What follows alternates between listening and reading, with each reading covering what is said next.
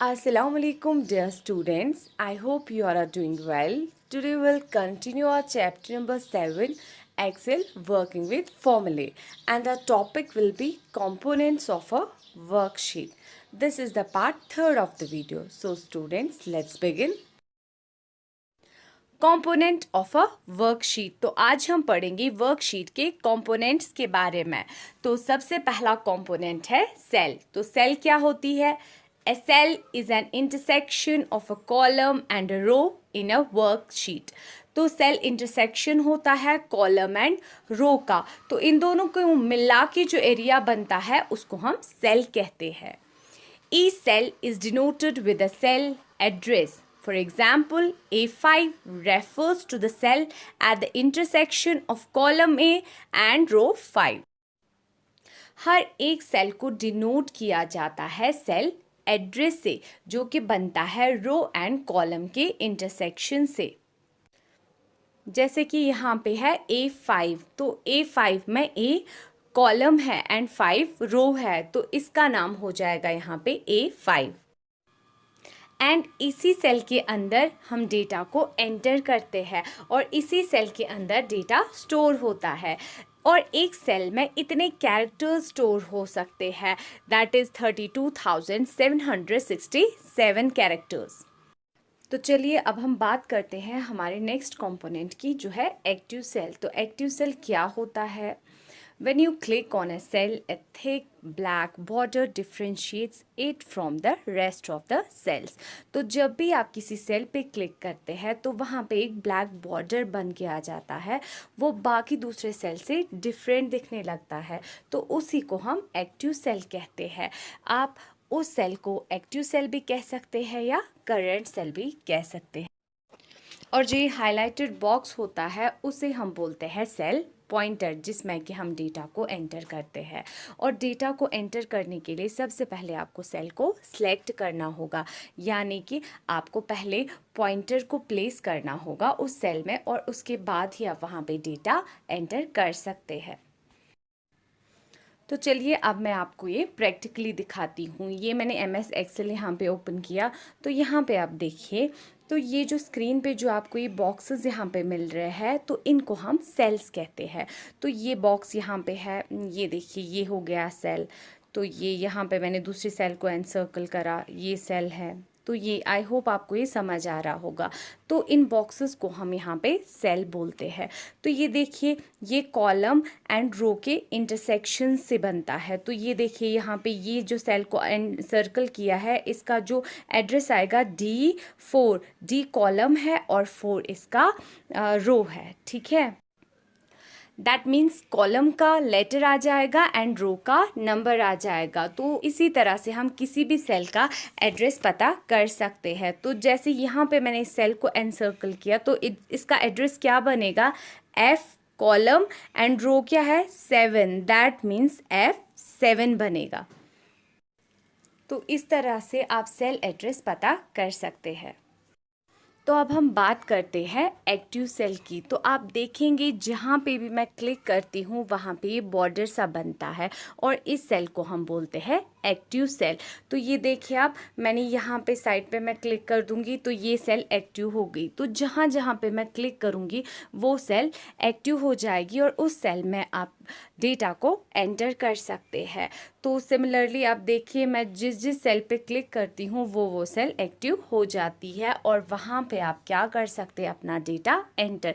और जो ये बॉर्डर यहाँ पे बनता है, ये जो बॉक्स बनता है, इसी को हम सेल पॉइंटर बोलते हैं। आई होप आपको सेल और एक्टिव सेल अच्छे से समझ आया होगा। अब हम बात करते हैं नेक्स्ट कंपोनेंट की, जो है रेंज। तो रेंज क्या है? ए range is a group of continuous cells which form the shape of rectangle. तो रेंज कॉन्टिन्यूअस सेल्स का एक ग्रुप होता है जिसमें आप सेल्स को किसी पर्टिकुलर रेंज में सिलेक्ट करते हैं। तो चलिए ये मैं आपको प्रैक्टिकली दिखाती हूँ ताकि आपको क्लियरली समझ आए रेंज क्या है। तो ये देखिए आप, यहाँ पे मैंने सेल्स को सिलेक्ट किया, तो इसको हम रेंज कहेंगे। मैंने यहाँ पे एक पर्टिकुलर रेंज में सेल्स को सिलेक्ट किया, E7 से लेके K7 तक मैंने यहाँ पे सेल्स को सिलेक्ट किया, तो इसको हम रेंज कहते हैं। आप भी इसी तरह से जब सेल्स को सिलेक्ट करेंगे तो उसको हम रेंज कहेंगे।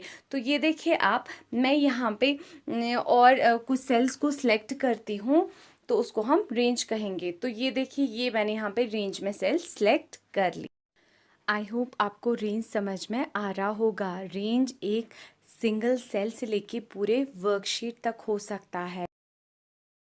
रेंज को हम स्पेसिफाई कर सकते हैं स्टार्टिंग सेल एड्रेस से, और उसके बाद जो उसका एंडिंग सेल एड्रेस होता है, और बीच में उसको कॉलन लगाना है। जैसे यहाँ पे है C1 colon C10, that means ये पूरी एक रेंज आ गई C1 से लेके C10 तक।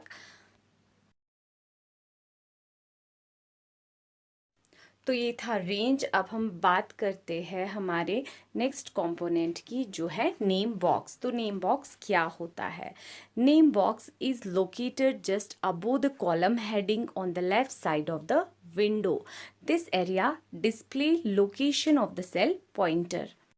तो नेम बॉक्स विंडो के लेफ्ट साइड में कॉलम हेडिंग के ऊपर आता है, और ये डिस्प्ले करता है सेल पॉइंटर की लोकेशन। तो ये देखिए, यहाँ पे मैंने एनसर्कल किया है इस बॉक्स को, इसको हम नेम बॉक्स कहते हैं। तो ये देखिए, यहाँ पे है D3, तो ये यहाँ पे दिखाता है मुझे उस सेल का एड्रेस जहाँ पे मेरा पॉइंटर है।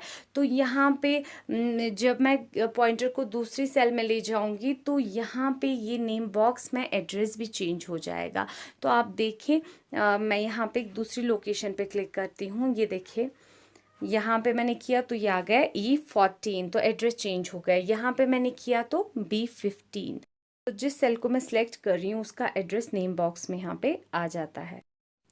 And the next component is formula bar. The formula bar is located to the right of the name box.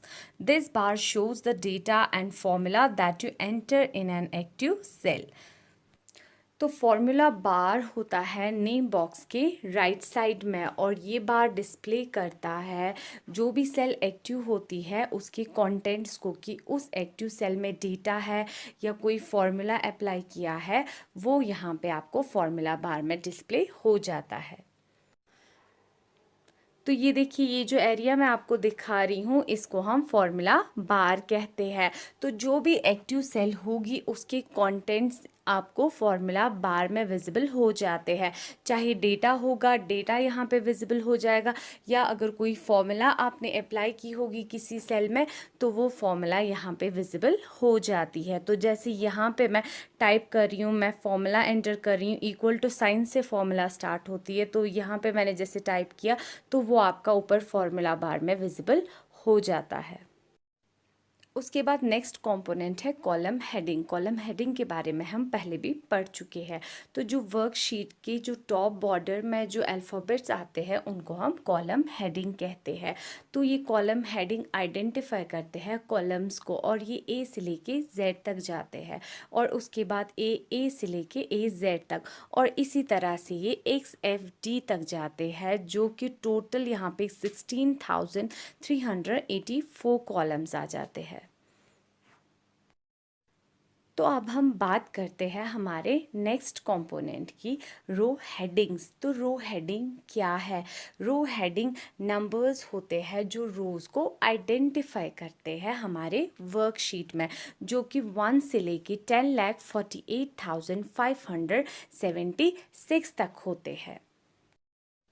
तो अब हम बात करते हैं हमारे नेक्स्ट कंपोनेंट की, जो कि है स्टेटस बार। तो स्टेटस बार पहले भी मैं आपको बता चुकी हूँ स्टेटस बार के बारे में। तो स्टेटस बार ये एक्सेल विंडो के बॉटम में आता है।